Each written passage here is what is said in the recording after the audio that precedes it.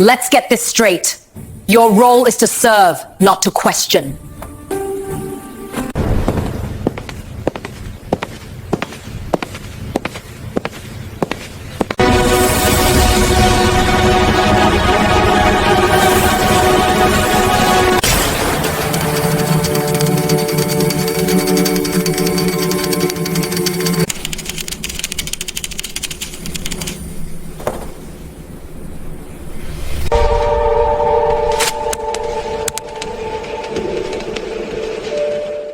Taruh kopi saya di meja. Ingat, jangan pernah telat bikinin saya kopi. Lihat tangan ini.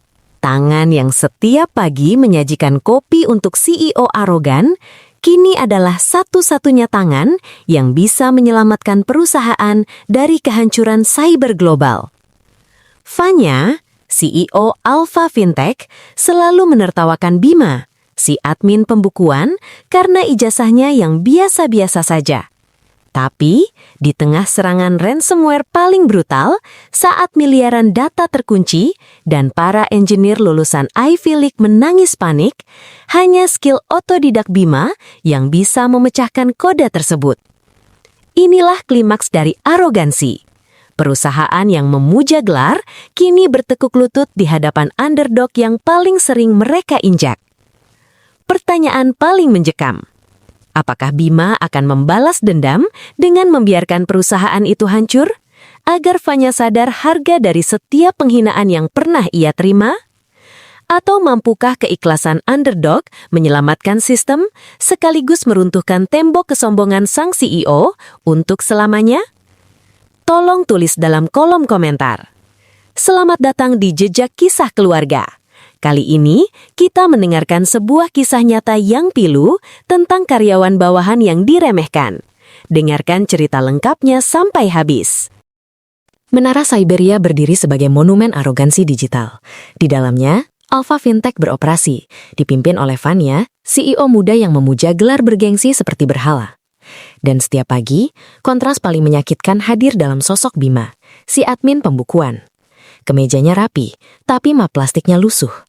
Di tengah hiruk-pikuk jargon fintech canggih, tugas Bima terasa kuno dan manual, menjadikannya target sempurna pelepas stres. Vanya tidak pernah melewatkan kesempatan untuk merendahkan. Ia sering meminta Bima menyajikan kopi sebelum rapat eksekutif. Ketika Bima keluar, Vanya akan berbisik keras, memastikan Bima mendengarnya. Lihat, itulah hasil dari pendidikan yang biasa-biasa saja. Di sini, ijazahmu menentukan nilai otakmu. Kata-kata itu lebih tajam dari pisau, menusuk harga diri Bima di depan para manajer yang tertawa kecil. Benarkah nasib seseorang ditentukan oleh selembar kertas yang mereka pegang? Namun, mereka buta. Mereka hanya melihat seragam admin. Mereka gagal melihat otak yang beroperasi di balik mata tenang itu. Bima, si underdog yang dihina, tidak membuang malamnya untuk mengeluh. Di kamar kontrakannya yang sempit, ia menjelma menjadi expert forensik digital, menyelami seluk-beluk security cyber yang gagal dipahami para engineer Vanya. Saat Vanya sibuk mengurusi public image, Bima sibuk memecahkan bug open source global. Cerita nyata kehidupan Bima adalah tentang penolakan diam-diam. Setiap penghinaan yang ia terima adalah lapisan baja yang ditempa, menjadi motivasi rahasia yang mengerikan. Ia tahu bahwa penghinaan itu adalah bahan bakar terkuatnya. Apakah Vanya menyadari bahwa orang yang setiap hari disuruh menyajikan kopinya justru memahami kelemahan firewall perusahaannya lebih baik daripada seluruh tim IT gabungan? Di menara Cyberia yang bising, penghinaan adalah rutinitas. Tapi di dalam keheningan Bima, sebuah kekuatan tersembunyi sedang diaktifkan. Kekuatan yang tidak terdaftar di ijazah manapun, namun memiliki potensi untuk menghancurkan. Atau, yang jauh lebih mendebarkan, menyelamatkan seluruh kerajaan fintech Vanya saat bencana cyber yang tak terhindarkan itu datang. Ketegangan di lantai server Alpha Fintech bukan lagi soal deadline atau laba, melainkan soal keberlangsungan hidup. Perusahaan berada di ambang merger raksasa Eropa, dan di tengah persiapan genting itu, sistem mereka berteriak ngeri. Layar monitor di seluruh menara Cyberia berkedip, lalu menampilkan pesan horor yang mematikan. Ransomware. Semua data miliaran nasabah, source code inti dan dokumen merger yang tak ternilai, semuanya terkunci rapat. Hitungan mundur muncul di layar utama, menuntut tebusan kripto yang fantastis. Ini bukan lagi serangan cyber, ini adalah pembajakan massal yang mengancam menenggelamkan seluruh kapal. Fanya panik. Bagaimana ini bisa terjadi? Wajah CEO yang Kamu selalu lulusan luar dipoles negeri tenang tidak kini berguna. pucat pasi, seperti mayat di bawah lampu sorot. Lulusan Tim apa security kalian internal semua dan ini para tidak bisa engineer atasi lulusan masalah terbaik ini? hanya bisa menatap tembok tebal enkripsi yang tak bisa ditembus. Miliaran rupiah terancam hilang. Reputasi brand yang dibangun bertahun-tahun hancur dalam hitungan menit, dan merger gagal total. Fanya berteriak, suaranya pecah, mencari solusi di tengah kekacauan. Tetapi semua insinyur yang dibayar mahal karena gelar mereka hanya mampu mengangkat bahu, sibuk menyalahkan firewall yang sudah kadaluarsa. Di manakah letak keahlian yang selama ini mereka jual mahal? Bima, yang saat itu ditugaskan menyajikan air mineral di ruang krisis yang bising, melihat semuanya. Ia melihat pattern serangan, signature kode yang aneh, dan celah tak terlihat yang dilewatkan oleh mata-mata yang terlalu fokus pada data permukaan. Ia sadar, hacker itu menggunakan metode yang sangat licik, metode yang ia pelajari sendiri dari forum underground di malam hari. Kisah nyata ini mencapai titik didih paling ekstrim. Bima tahu, ia bisa menyelamatkan mereka. Tetapi jika ia maju, ia harus menghadapi resiko terbesar, mengungkap rahasia keahliannya, yang berarti meruntuhkan tembok diskriminasi yang ia lawan selama ini. Fanya kehilangan kendali total, memarahi semua orang, mencari kambing hitam untuk menutupi ketakutan yang mencekik.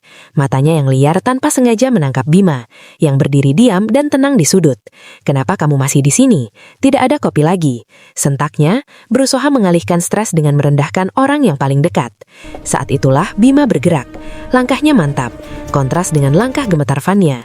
Ia maju menuju meja krisis. Bisa saya bantu "Maaf Nona atasi Fanya," masalah ini? ujar Bima suaranya tenang, memotong jeritan keputusasaan di ruangan itu. Serangan ini menggunakan zero-day exploit yang tidak terdeteksi antivirus konvensional. Kuncinya ada pada signature enkripsi yang tersembunyi di metadata. Ruangan membeku, seolah waktu berhenti di tengah kekacauan. Para engineer saling pandang, lalu tawa sinis terdengar. Apa katanya? Metadata? Kamu tahu apa itu metadata? Kamu admin pembukuan. Bima, teriak salah satu senior engineer. Suaranya penuh penghinaan menertawakan Bima karena sepatunya yang murah. Fanya menatap Bima, dari sepatu murahan Bima hingga mata yang penuh percaya diri. Arogansinya berteriak menolak, tetapi fakta di depan mata tak terbantahkan. Semua expert di ruangan itu gagal. "Saya ahli forensik digital Nona Fanya," balas Bima. Tatapannya tidak goyah. "Saya bisa mengambil alih kendali sistem dan memecahkan enkripsi ini, tapi saya butuh akses penuh root server. Segera." Terjadi pertarungan sengit yang sunyi antara ego Fanya dan kelangsungan hidup perusahaan. Jika ia menolak, Alpha Fintech hancur. Jika ia menerima, ia harus mengakui bahwa ijazah bergengsi dan gelarnya sia-sia di hadapan keahlian otodidak seorang admin. Fanya menelan ludah, seluruh tubuhnya menegang. Ini adalah pilihan paling memalukan dalam kariernya.